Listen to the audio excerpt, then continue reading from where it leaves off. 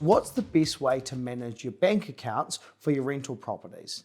So there are two main different ways that you can do this. You can either have one rental account for all of your rental properties, or you can have an individual account per property.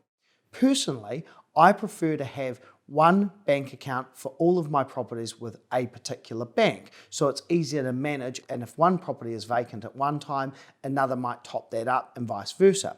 However, sometimes people like to have different accounts specifically for each property, and this way they can monitor the performance of a property and see if one's costing them more than expected more easily. Now, if you've set an appropriate budget and you've allowed for some of those long-term costs like maintenance or vacancy or your letting fee occurring every year, you should see a bit of a build-up of cash in your rental account. Now, it's important that you don't just spend this because you've put this money away for a rainy day. Now, you don't want too much money in there, particularly if you've got a personal mortgage, because it could be that that money could be better served elsewhere. But it is important to have a buffer at all times.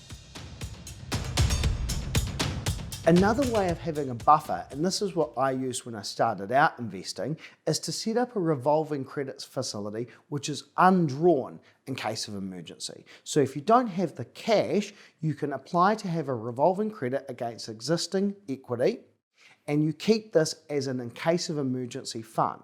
Now, the great thing about revolving credit is you only pay for the money if you use it when you use it. So even if you have a $20,000 limit, but only use $1,000 one year because you've got an unexpected maintenance bill, you'll only pay interest on that $1,000 while you're using it.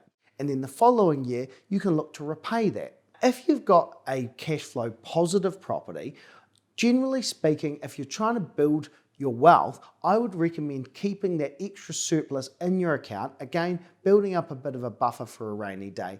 And or you could look at buying a high growth property to complement your portfolio, which might require a bit of a top up, and then you can use your high yield property to help the high growth property contributions. For example, let's say you've got a property at the moment that's making $100 a week positive income.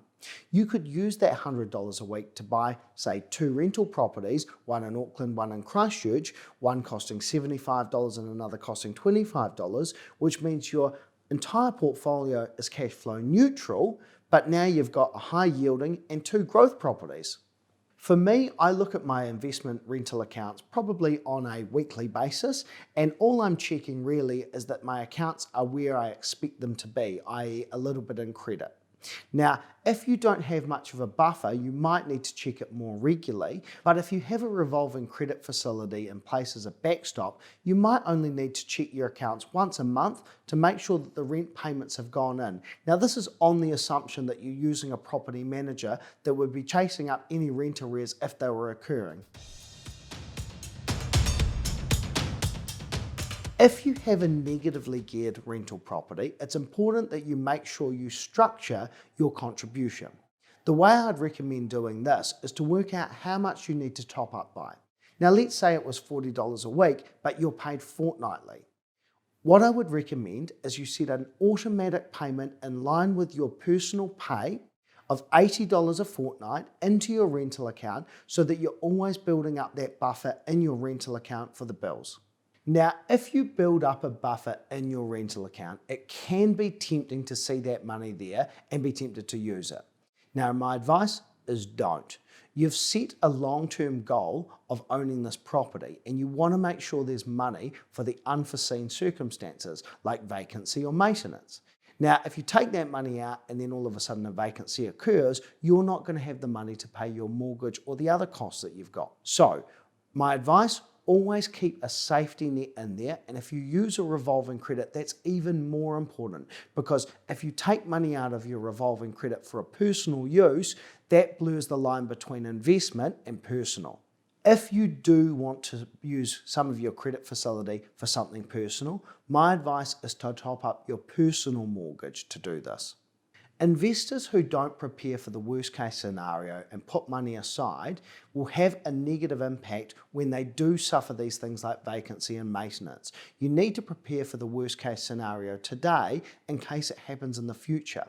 So I've seen people who have started to build a portfolio and haven't prepared for these things, and then they might, just by Murphy's luck, have 2 properties vacant or require maintenance at the same time.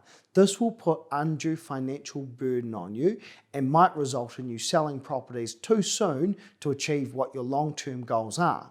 You want to make sure that you treat this as an investment and not get too bogged down in the detail. If you set it up right at the start, it should be pretty carefree.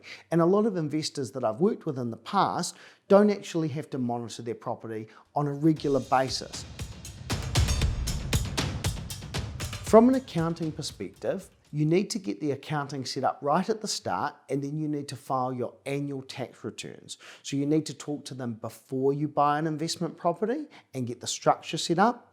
And then you need to talk to them on an annual basis to file your tax return and make sure you're in line with the IRD's requirements. Your accountant will contact you at the end of a financial year to collect all the information they need to file your tax return.